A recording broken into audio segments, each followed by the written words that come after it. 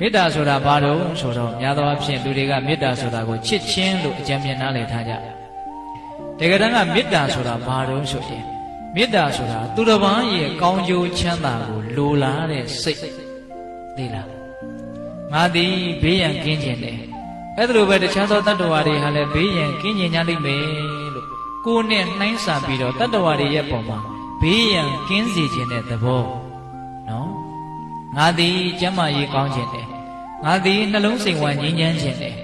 အဲ့ဒါလိုပဲတခြားသောတတ္တဝါတွေဟာလည်းကျမ်းမာရေးကောင်းခြင်းကြလိမ့်မယ်နှလုံးစိမ်ဝမ်းငြိမ်းချမ်းခြင်းကြလိမ့်မယ်လို့ကိုယ်နဲ့နှိုင်းစာပြီးတော့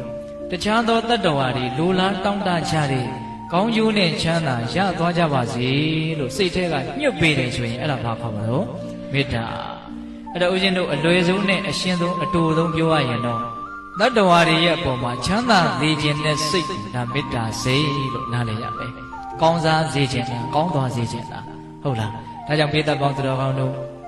မေတ္တာတရားကြိုးစားပြီးတော့ပွားများကြတဲ့နေရာမှာအစကနဦးအလုံးသောတတ္တဝါအနန္တ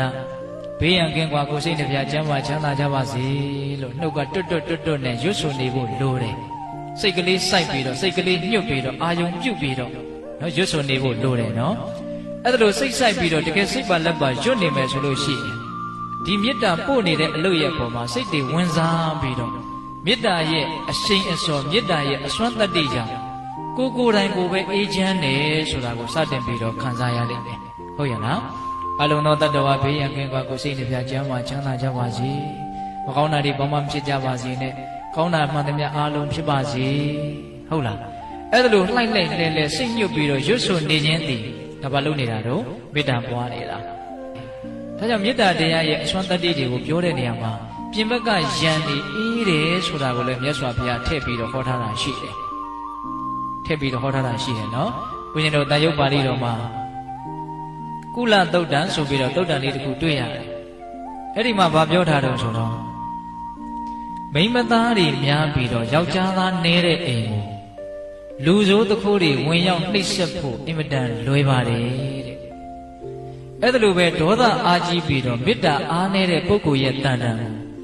တကိုးရှိတဲ့အမရုတ္တတွေကနှောက်ယှက်ဖြစ်စီဆင်းရဲဒုက္ခဖြစ်စေဖို့အလွန်လွယ်တယ်လို့မြတ်စွာဘုရားဟောတာနော်